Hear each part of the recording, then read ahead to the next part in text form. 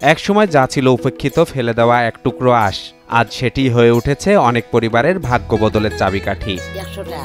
মাছ কাটার পর ফেলে দেওয়া এই আঁশ স্থানীয়ভাবে যাকে বলা হয় পাতি, এখন তা ধুয়ে শুকিয়ে প্রক্রিয়াজাত হচ্ছে। কেউ কেউ পরিবারের সদস্যদের নিয়েই গড়ে তুলেছেন ছোট কারখানা। সকাল 8টা থেকে শুরু হয় সংগ্রহ, রাত 10টা পর্যন্ত চলে নিরলস পরিশ্রম।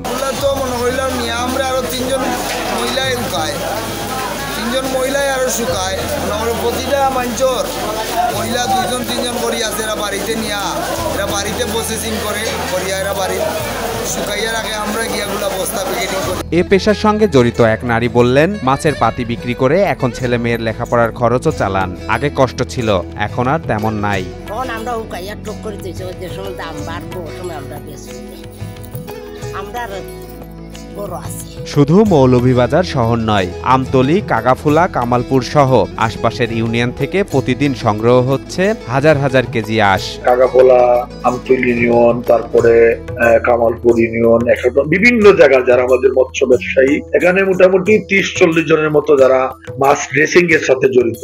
এখান থেকে আমরা সংগ্রহ করে গ্রামে নিয়ে এটাকে উন্মুক্ত ভাবে মাছ কাটার সুযোগ করে দিয়েছি।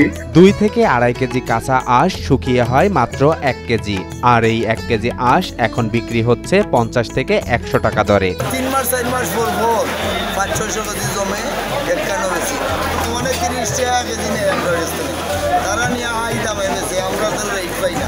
জেলার পশ্চিম বাজার মৎস্য আড়তের সভাপতি মোহাম্মদ দেলোয়ার হোসেন বললেন, শুনতে পাই এগুলো চট্টগ্রাম হয়ে বিদেশেও যায়। জায়গার অভাবে অনেকেই গ্রামে নিয়ে শুকায়। আমরা বাজার কমিটির পক্ষ থেকে তাদের যতটা সম্ভব সাহায্য করি। যে এখানে আমরা আমাদের পক্ষ থেকে তারা মাছ ড্রেসিং করবে, খাটবে, তাদের যত ধরনের সুযোগ সুবিধা লাগে আমি সভাপতি হিসাবে বা আমাদের আরো বাজারে যারা ব্যবসায়ী আছেন, আড়তদার আছেন, আমাদের পক্ষ থেকে তাদেরকে সবসময় সহযোগিতা আমরা রাখি। এই আঁশের প্রধান গন্তব্য চট্টগ্রাম, সেখান থেকে রপ্তানি হচ্ছে জাপান, চীন, ফিলিপাইন, থাইল্যান্ড, এমনকি দক্ষিণ কোরিয়াতেও।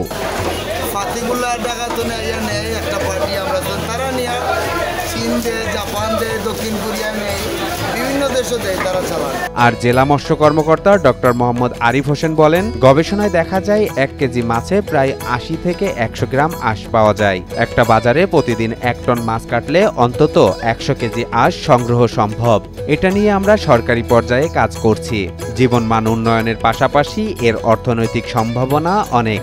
আমরা প্রাথমিকভাবে এইটি তথ্য সংগ্রহের কাজ করছি, কতজন মানুষ এটার সাথে জড়িত আছে, এবং এই তথ্যটা আমরা সংগ্রহ করার পরে পরবর্তীতে আমরা পদক্ষেপ নিব। যেখানে অন্যরা দেখে আবর্জনা, মৌলভীবাজারের মানুষ সেখানেই খুঁজে নিয়েছে সম্ভাবনার আলো। এক টুকরো আঁশ, যে আঁশ এখন ভরসার নাম, অসংখ্য পরিবারের স্বপ্নের ভিত্তি। তাদের যে ভ্যালু চেইন ডেভেলপমেন্ট এবং সংশ্লিষ্ট বাজারের সাথে লিঙ্কেজ করে দেওয়া, সেটিও সরকারি পর্যায় থেকে আমরা করবার চেষ্টা করব। এক টুকরো আঁশ, যে আঁশ এখন ভরসার নাম, অসংখ্য পরিবারের স্বপ্নের ভিত্তি।